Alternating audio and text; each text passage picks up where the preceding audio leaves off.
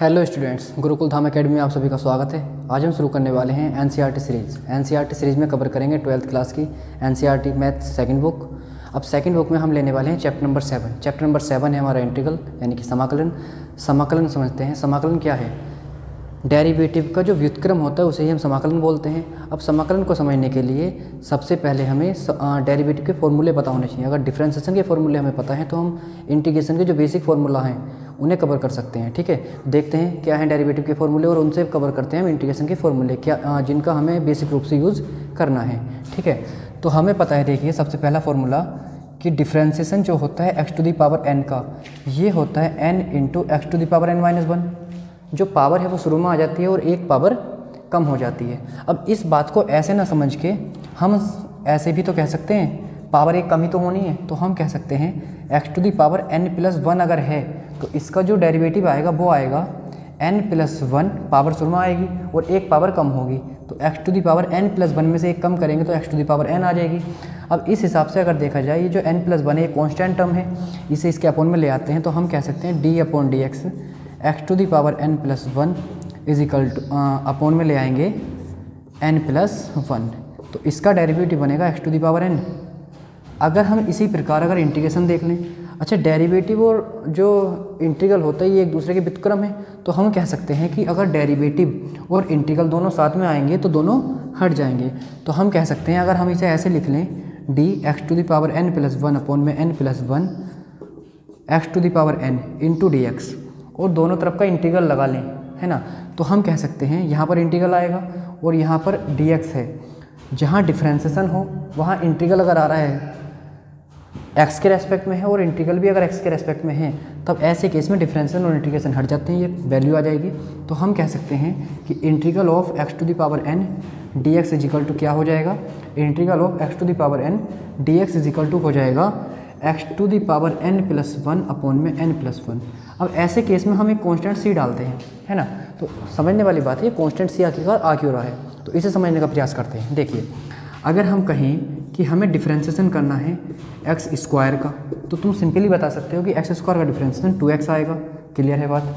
अगर मैं आपसे ये कहूँ कि हमें डिफरेंशिएशन करना है एक्स स्क्वायर प्लस 4 का, तो अब भी क्या आएगा, एक्स स्क्वायर का तो 2x हो जाएगा, लेकिन जो 4 है वो कांस्टेंट टर्म है और कांस्टेंट टर्म का जो डिफरेंशिएशन होता है वो 0 होता है ना, तो अब भी क्या आ रहा है, 2x ही आ रहा है। तो हम ये कह सकते हैं कि किसी भी फंक्शन में अगर किसी फंक्शन में अगर कांस्टेंट वैल्यू है तो उस कांस्टेंट वैल्यू का जो डेरिवेटिव होता है वो 0 होता है ना।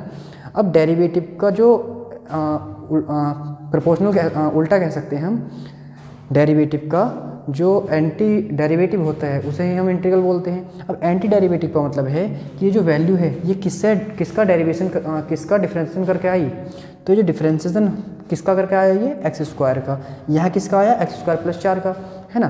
तो ये जो वैल्यू है ना, ये इधर वाली, ये हो जाएगा इसका एंटी डेरिवेटिव। अब एंटी डेरिवेटिव अगर ये है तो हम कह सकते हैं कि भाई देखो एक्स स्क्वायर है तब भी 2x आ रहा है, एक्स स्क्वायर प्लस 4 है तब भी 2x आ रहा है, इसका मतलब कांस्टेंट चाहे कुछ भी रहा हो, है ना, कांस्टेंट चाहे कुछ भी रहा हो, डेरिवेटिव सेम आया होगा। ठीक, तो हम कह सकते हैं कि अगर साथ में एक्स स्क्वायर के साथ अगर c पड़ा हो, है ना, एक्स स्क्वायर के साथ अगर c पड़ा हो तो इसका जो डिफरेंशिएशन आएगा वो आएगा 2x।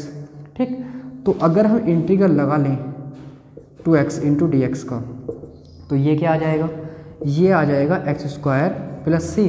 अब ये जो 2 है इसे डिवाइड कर देंगे हम, तो ये आ जाएगा 1/2। अब c को डिवाइड करोगे तो कांस्टेंट है, अब कांस्टेंट से डिवाइड करोगे तो एक नया कांस्टेंट दे देंगे c डैश, है ना। तो हम कह सकते हैं कि x dx का जो इंटीग्रेशन होगा, x का जो इंटीग्रेशन होगा वो हो जाएगा x²/2। साथ में एक कांस्टेंट जरूर देना है, समझ में आ गया वो कांस्टेंट क्यों आता है। ठीक,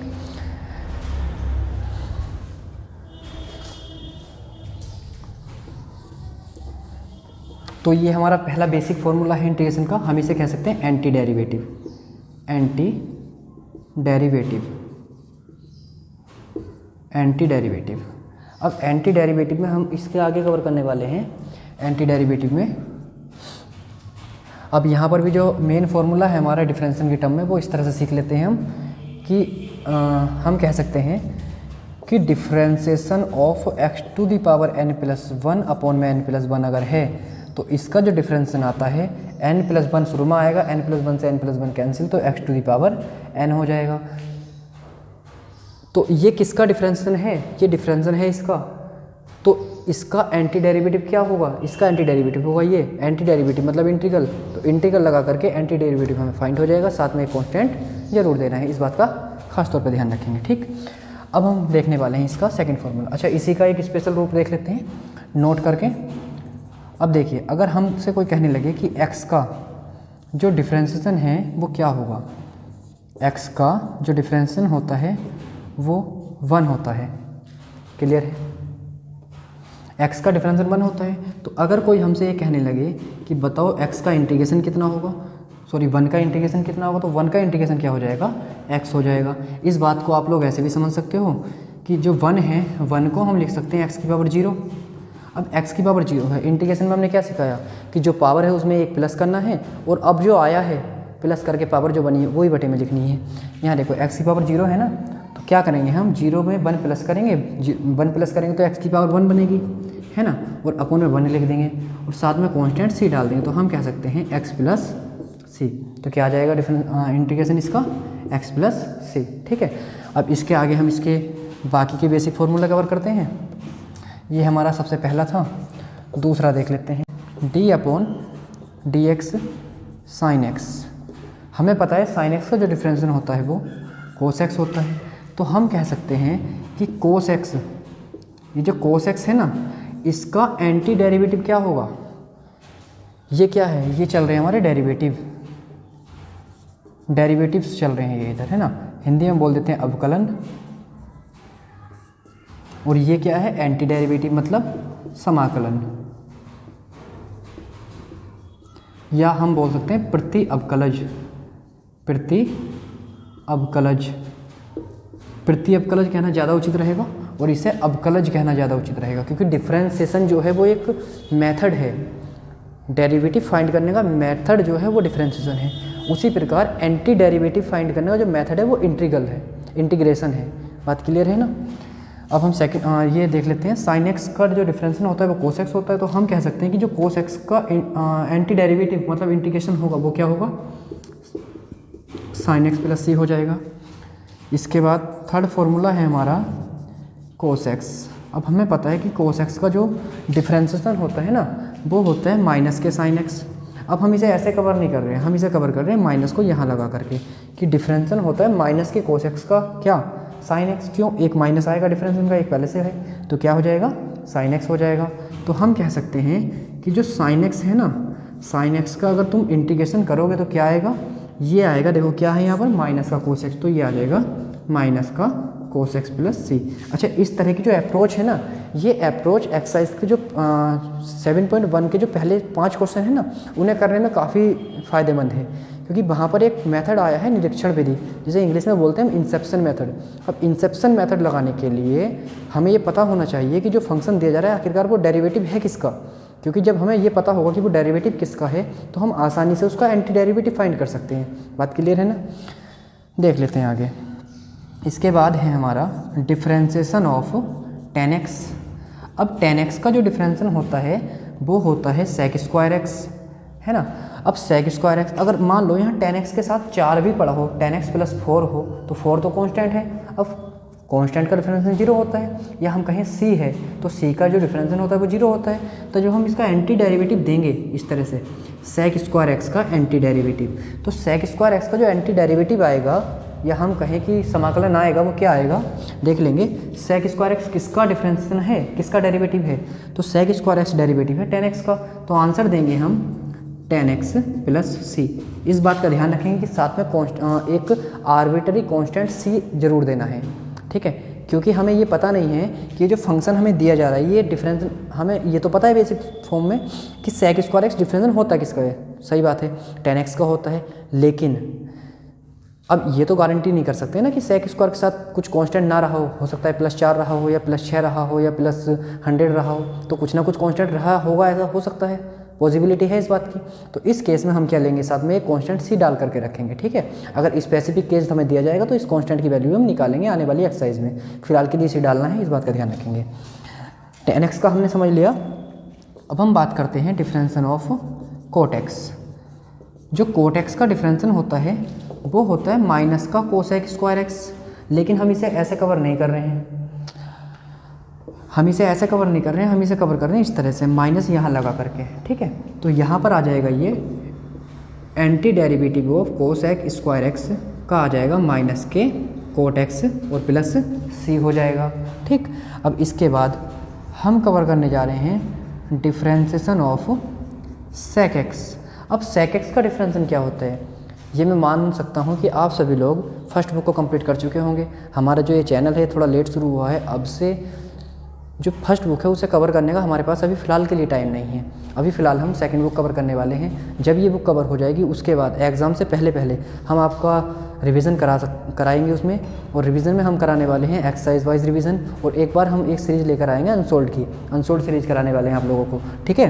तो कवर करते हैं हम सेक एक्स का डिफरेंशिएशन। सेक एक्स का डिफरेंशिएशन जो होता है वो होता है sec x into tan x. तो हम कह सकते हैं कि sec x into tan x, sec x into tan x का जो एंटी डेरिवेटिव होगा वो क्या होगा, तो देख लेंगे कि sec x into tan x का जो एंटी डेरिवेटिव होता है वो होता है सेक एक्स प्लस सी। इसके बाद आता है हमारा क्या, इसके बाद आता है बेटा हमारा कोसेक एक्स। अब कोसेक एक्स का जो एंटी डिफरेंशिएशन होता है वो क्या होता है, ये होता है माइनस के cosec x into cot x. तो लिख लेते हैं माइनस के cosec x into cot x. यहाँ भी वही बात कहूँगा मैं कि हम ले रहे हैं cosec x into cot x, इधर की वैल्यू का एंटी डेरिवेटिव निकालने वाले हैं, तो इस माइनस को यहाँ ले ही नहीं रहे हम इसे इधर कवर कर रहे हैं इस तरह से, ठीक। तो हम कहने वाले हैं कि कोसेक इंटू कोट एक्स का जो एंटी डेरिवेटिव मतलब इंटीग्रेशन रहा होगा वो क्या रहा होगा, तो देख लेते हैं क्या रहेगा। Cosec x into cot x का जो एंटी डेरिवेटिव होगा वो होगा बेटा माइनस के कोसेक एक्स प्लस सी। ये फॉर्मूले याद करने ज़रूरी हैं, रटने नहीं हैं। 2-3 बार इनके क्वेश्चनों की प्रैक्टिस करोगे तो आसानी से याद हो जाएंगे, रटोगे तो क्वेश्चन नहीं लगा पाओगे इसके, क्योंकि ये दोनों ही डिफरेंशिएशन और इंटीग्रेशन डिफरेंशिएशन करने के बाद जब इंटीग्रेशन करते हैं तो आपस में जो फॉर्मूले हैं ना भी मिक्सअप हो जाते हैं, तो कन्फ्यूजन की स्थिति बनी रहती है। इंटीग्रेशन की जगह डिफरेंशिएशन लगा देते हैं और डिफरेंशिएशन की जगह इंटीग्रेशन लगा देते हैं। तो इसलिए तुमसे कहा जा रहा है कि फॉर्मूलों का रिवीजन कीजिए। रिवीजन जो होगा वो क्वेश्चनों में यूज़ करने से होगा, है ना। इन्हें रटने की कोशिश ना करें, अगर रटोगे तो याद नहीं रहेंगे, ठीक। अब हम इसके बाद फॉर्मूले कवर कर लेते हैं ट्रिग्नोमेट्रिक इन्वर्स वाले, है ना। ट्रिग्नोमेट्रिक इन्वर्स के डेरिवेटिव क्या होते हैं इसका स्क्रीनशॉट ले लीजिए, इसके बाद आगे कवर करते हैं, ठीक है।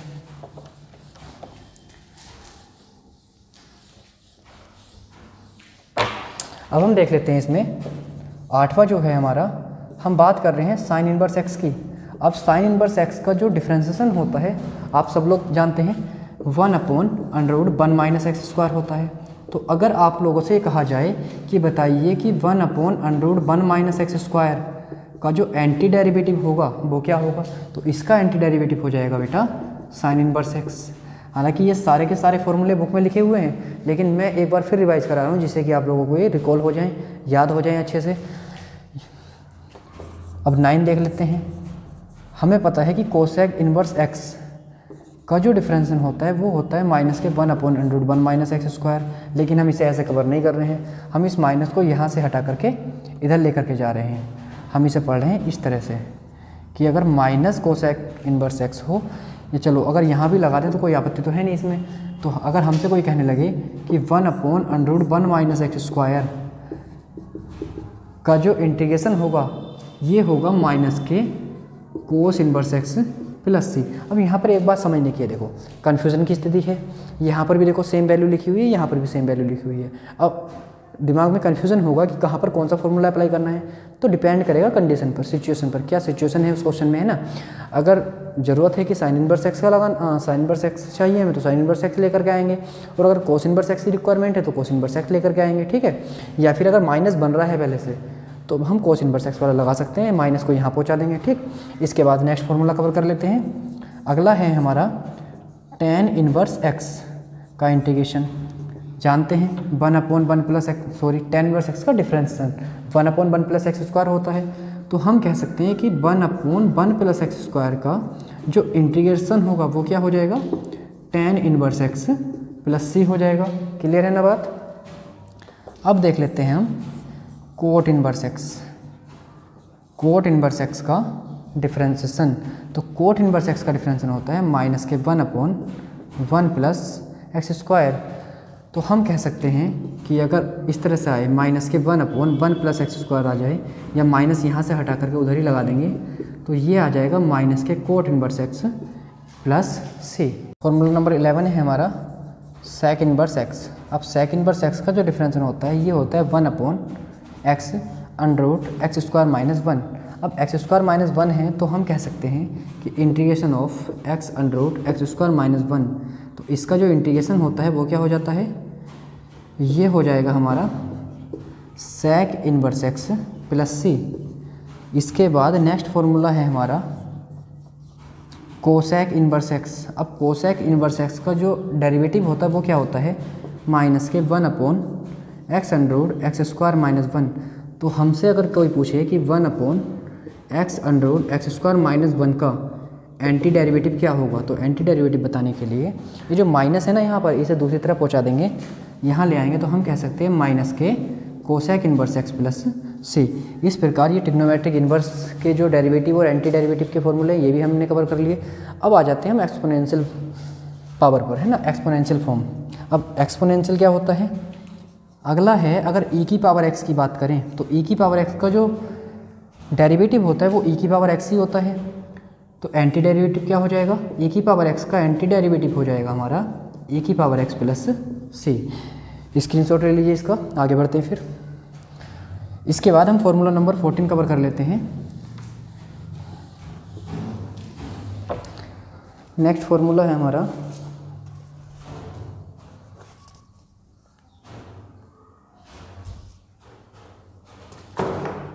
अब आ रहा है डेरिवेटिव ऑफ log x। अब ये log x के आगे आप देख पा रहे होंगे हमने लगा रखा है मॉडुलस का साइन, है ना, x से पहले। अब ये क्यों जरूरी है इसे समझिए। हमारा जो लॉगरिथम काम करता है पॉजिटिव नंबर्स पर, है ना, तो इसलिए हम कहते हैं कि log के आगे कभी भी नेगेटिव नंबर नहीं आएगा। क्योंकि हमें x के बारे में नहीं पता x क्या है, तो हमें x को एक्सप्लेन करने के लिए हमें ये बताना पड़ेगा कि x पॉजिटिव है। इसलिए हमने क्या लगाया है यहाँ पर, मॉडुलस यूज़ किया है। मॉडुलस का काम होता है किसी भी नॉन पॉजिटिव नंबर को पॉजिटिव में कन्वर्ट कर देना, मतलब जो नेगेटिव नंबर है उन्हें पॉजिटिव में कन्वर्ट कर देना। तो हमें पता है कि log x का जो डिफरेंशिएशन होता है वो होता है 1/x। log x का जो डिफरेंशिएशन होता है वो होता है 1/x। तो हमसे अगर कोई पूछने लगे कि बताइए 1/x का जो इंटीग्रेशन होगा वो कितना होगा, तो हम कह सकते हैं log x होगा। साथ में क्या लगाएंगे, प्लस सी लगाएंगे। अब हमें अगला फॉर्मूला पता है कि differentiation of a to the power x, ये होता है a to the power x log a। तो अगर आपसे पूछ लिया जाए कि बताइए कि a to the power x का इंटीग्रेशन क्या होगा, इस तरह से, अच्छा ये जो log a है ये कांस्टेंट टर्म है, यहाँ से हटा दो, इसे हम ऐसे लिख सकते हैं a to the power x upon log a, इस तरह से। तो यहाँ से हमें पता चला कि अगर a to the power x का इंटीग्रेशन पूछने लगे कोई, तो a to the power x का इंटीग्रेशन क्या आएगा, a to the power x होगा और बटे में आ जाएगा log a प्लस सी।